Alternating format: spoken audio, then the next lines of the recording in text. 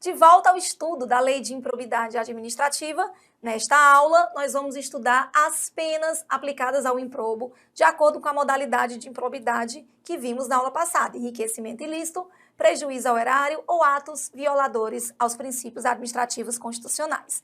Mas antes então de mostrar para vocês aqui as penas previstas no artigo 12, vamos só montar um esquema aqui para relembrar os principais pontos estudados acerca da lei de improbidade.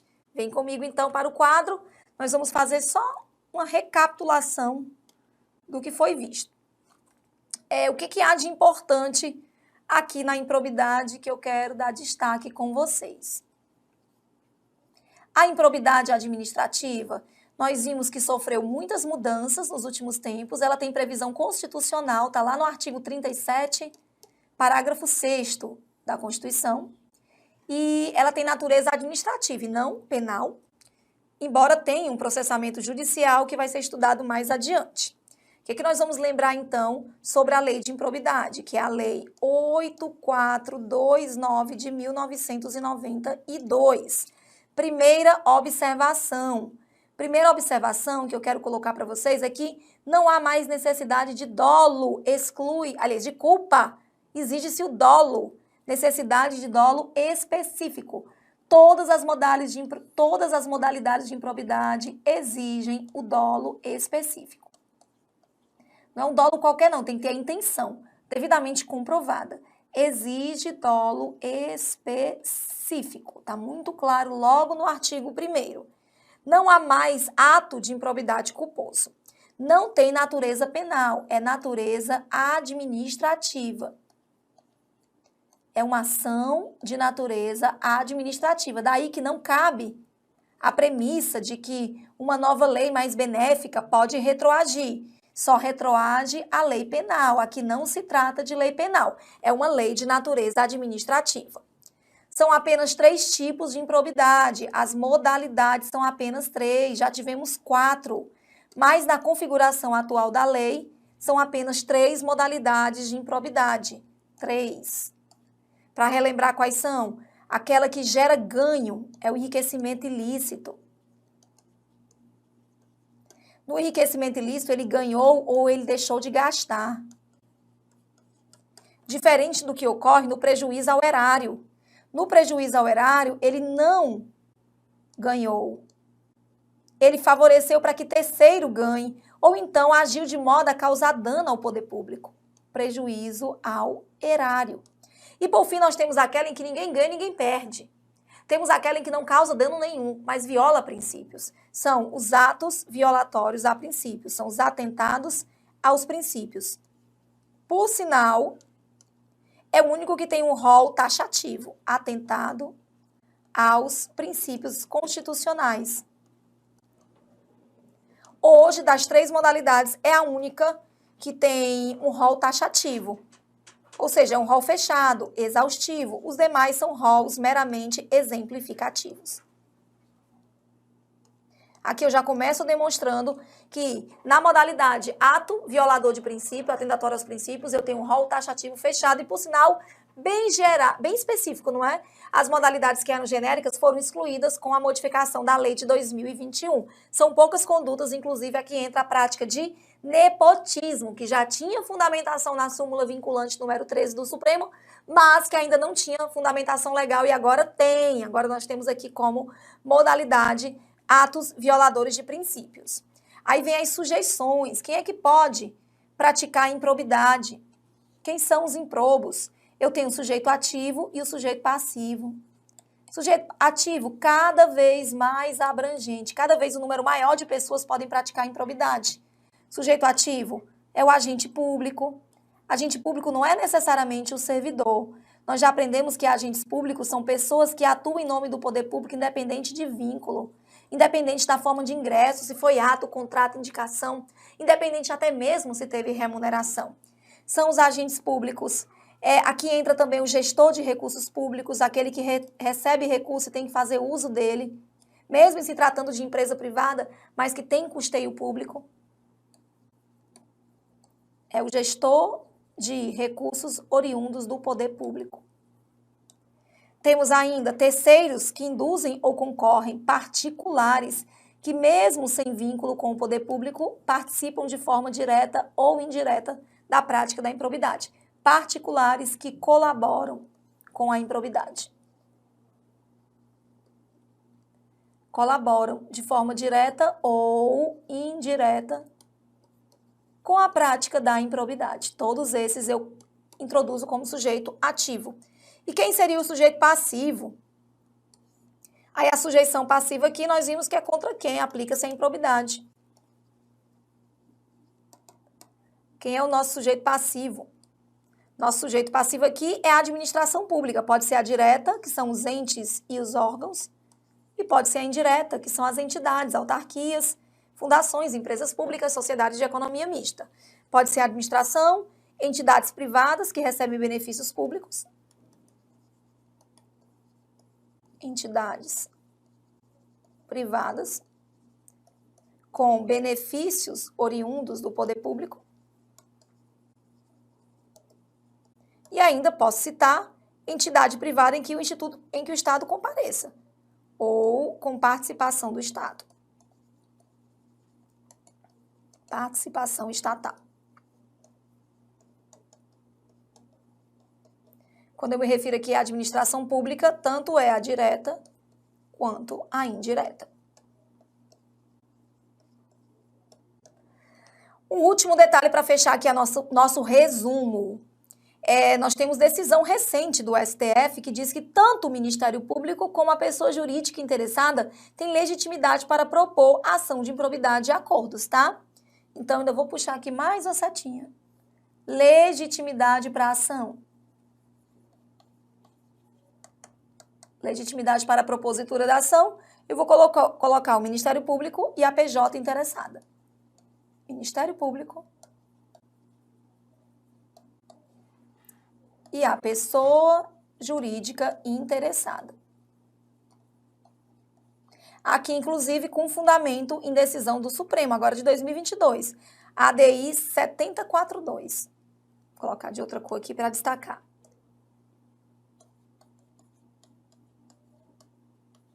De que ano? 2022.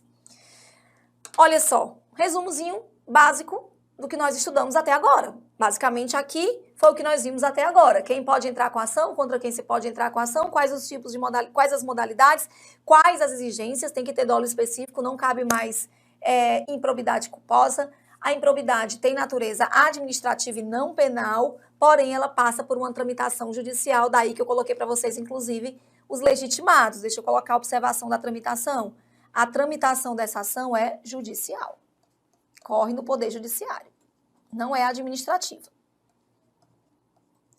Ela possui tramitação judicial. Então, esse quadrinho, resumo que nós fizemos nesse momento, é para te ajudar a compreender de fato o que é improbidade. Daqui para frente nós vamos começar a falar das sanções e do procedimento. Nesta aula, começa a falar das sanções. Sanções dentro da responsabilidade improba, que não tem nada a ver com sanções administrativas, civis, penais, Tribunal de Contas, porque aqui é um novo tipo de responsabilidade. Lembra lá da teoria da responsabilidade sêxtupla. A administração pública pode sim responsabilizar o servidor de diversas formas. Pela prática do mesmo ato ilícito, da mesma conduta irregular, o agente público pode sofrer até 6 modalidades de improbidade, e uma delas aliás, 6 responsabilidades, e uma delas é a improbidade. A prática do mesmo ato ilícito pode lhe gerar responsabilidade civil, penal, administrativa, ética, Tribunal de Contas e improbidade administrativa. Então, diante desse resumo aqui que nós apresentamos, passaremos agora para o estudo das penas que poderão ser aplicadas ao improbo em conformidade às 3 modalidades que estão indicadas aqui no quadro. Eu já adianto para vocês que quanto maior, mais extensivo, mais grave for a modalidade, maior será a sanção. Então, o enriquecimento ilícito é mais gravoso que o prejuízo ao erário, que é mais gravoso que os atos atentatórios a princípios. Vamos lá, então, para a análise do artigo 12, mas antes disso, tira uma foto aqui dessa tela, anota no caderno, porque a gente tem que resolver as questões em cima dos resumos. É o resumo que te dá assim, a melhor orientação para o resultado da questão. Então, vem comigo aqui para o artigo 12 Nós agora vamos abordar as penas. Tenho até um quadrinho aqui para facilitar. Referidas sanções. Olha só o que diz o artigo 12. Independentemente do ressarcimento integral do dano patrimonial, se efetivo, e das sanções penais comuns e de responsabilidades previstas em lei específica, está o responsável pelo ato de improbidade sujeito às seguintes combinações, que podem ser aplicadas isolada ou cumulativamente de acordo com a gravidade do fato. Podem ser aplicadas de forma isolada ou cumulativamente. Então, as sanções não são autônomas. O que eu coloco para vocês aqui no quadro? As 3 modalidades: enriquecimento, prejuízo ao erário e violação de princípios. E coloco as sanções mais importantes que nós vamos encontrar aqui no artigo 12. Lembrando que ele pode ser absolvido administrativamente e ainda assim pode ser punido na lei de improbidade.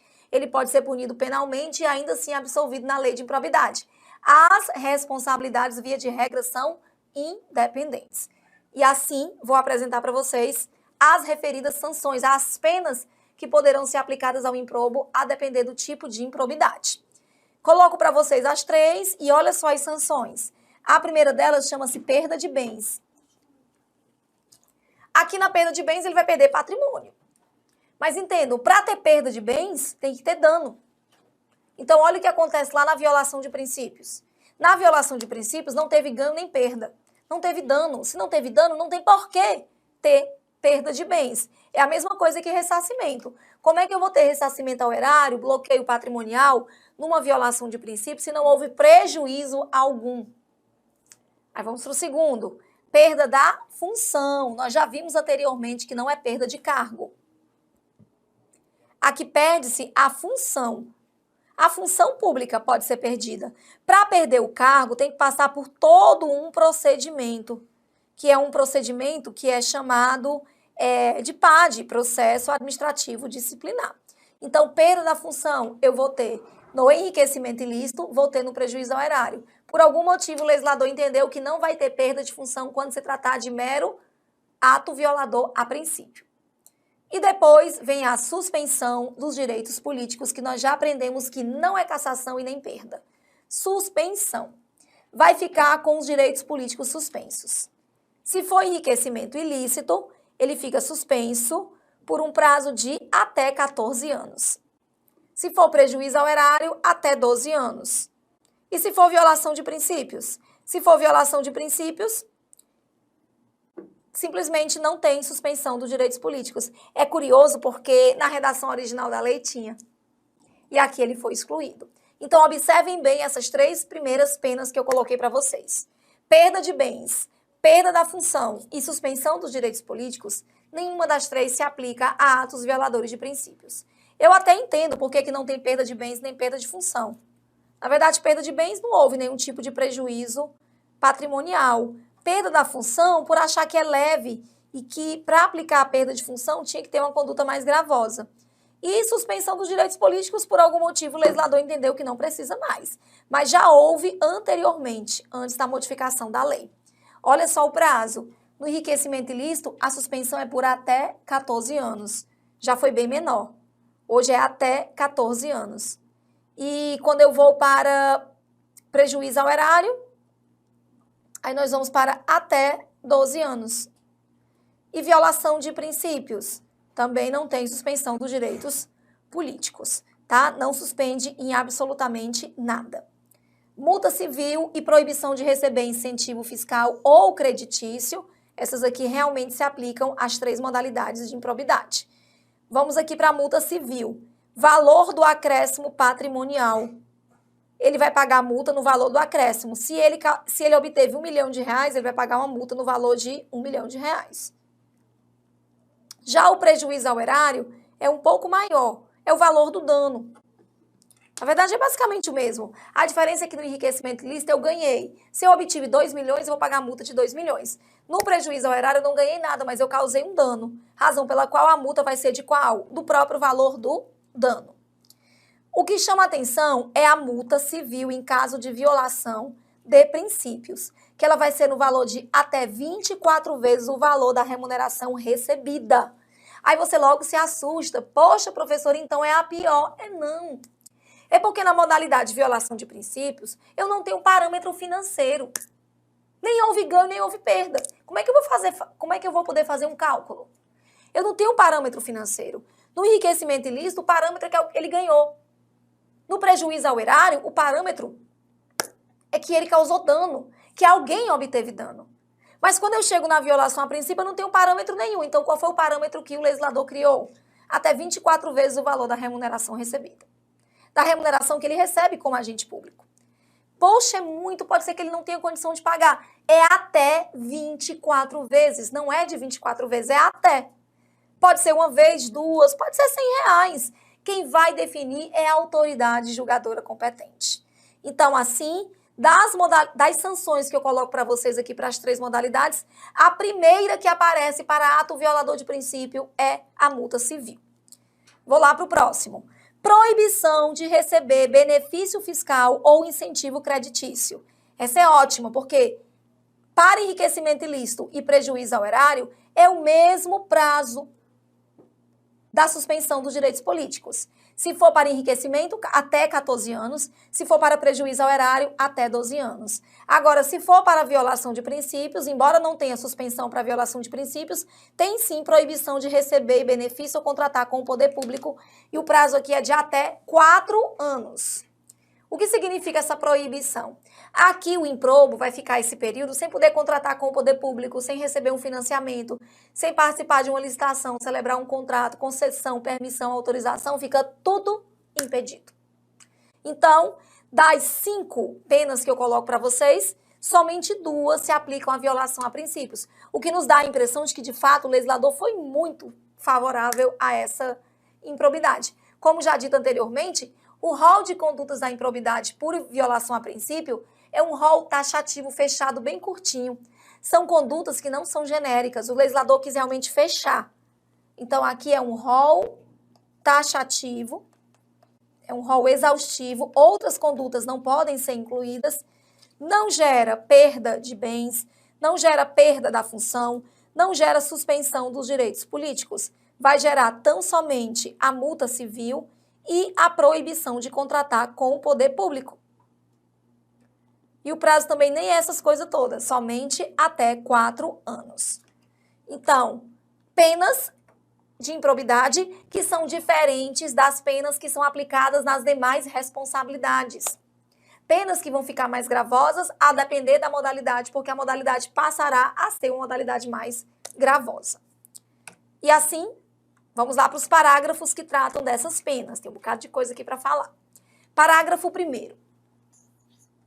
A sanção de perda da função, nas hipóteses dos incisos 1 e 2, atinge apenas o vínculo de mesma qualidade e natureza que o agente ou político detinha com o poder público na época do cometimento da infração, podendo o magistrado, em caráter excepcional, estendê-lo aos demais vínculos. Então, voltando aqui.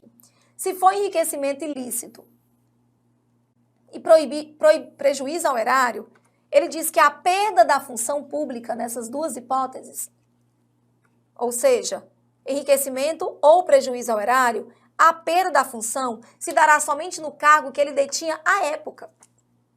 Ou seja, no cargo atual não tem nenhum problema, somente no cargo que ele detinha à época. Tá bem? Então, é um destaque aqui interessante. Outro ponto que eu também vou colocar para vocês aqui.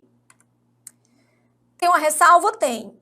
A ressalva aqui é o inciso 1 do caput do artigo e, em caráter excepcional, estendê-lo aos demais vínculos. É possível, sim, se for enriquecimento ilícito, que a perda da função estenda-se a outros vínculos. É possível a extensão a outros vínculos, a não ser aquele que ele já tinha à época do enriquecimento. É possível, sim, a extensão a outros vínculos. Não é obrigatório, não, é possível.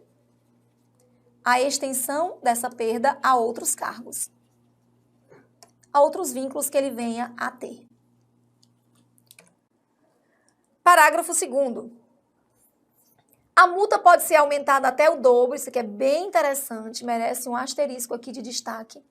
A multa pode ser aumentada até o dobro se o juiz considerar que, em virtude da situação econômica do réu, o valor calculado é ineficaz para a reprovação e prevenção do ato de improbidade. Ele pode achar que é pouco. Então vem para cá. Ele pode achar que uma multa só no valor do acréscimo patrimonial é pouco. Aquilo ali não vai impedir aquele agente público de continuar praticando enriquecimento ilícito. Ou se ele achar que até 24 vezes o valor da remuneração para o violador de princípios, não vai impedi-lo, não vai barrar a conduta dele violadora. Então, nesse caso, é possível o aumento até o dobro, bem interessante. Nesse caso, a multa pode, excepcionalmente, ser aumentada até o dobro. Parágrafo 3º.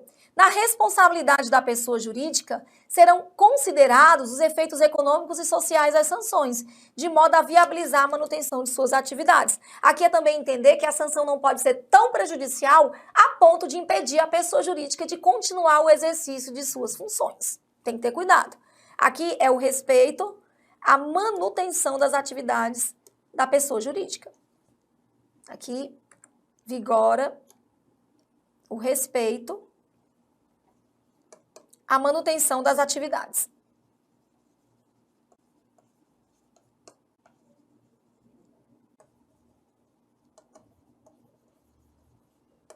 Das atividades da pessoa jurídica, tá bem? Parágrafo 4º. Em caráter excepcional e por motivos relevantes devidamente justificados, a sanção de proibição de contratação com o poder público, ela pode extrapolar, olha só, ela pode extrapolar o ente público lesado pelo ato de improbidade, observados os impactos econômicos e sociais das sanções. Então, ainda tem essa possibilidade. Em caráter excepcional e somente por motivo relevante, a sanção pode extrapolar o ente público lesado. Por quê? Porque por trás do ente público existem os agentes públicos. Parágrafo 5º. No caso de atos de menor ofensa aos bens jurídicos tutelados, a sanção limitar-se à aplicação de multa, prejuízo, ressarcimento ao dano e perda dos valores. Cada vez que você lê as modificações oriundas da lei de 2021, você vê o quanto existem brechas para que o gestor público decida até mesmo não aplicar as sanções previstas no artigo 12. Parágrafo 6º. Se houver lesão ao patrimônio público, a reparação do dano deverá deduzir o ressarcimento ocorrido nas esferas criminal, civil e administrativa que tenham por objeto os mesmos fatos. Aqui é importante para evitar o bis in idem. Embora sejam instâncias diferentes de responsabilidade, eu tenho que ter muito cuidado para não aplicar a mesma sanção mais de uma vez decorrente do mesmo fato, para evitar o chamado bis in idem. É importante que você considere isso aqui. Eu sei que são diferentes, mas se já fez um pagamento ali, desconta do pagamento de cá, para evitar a condição de bis in idem, desse pagamento multiplicado, tá bom? Então, isso aqui evita o bis in idem.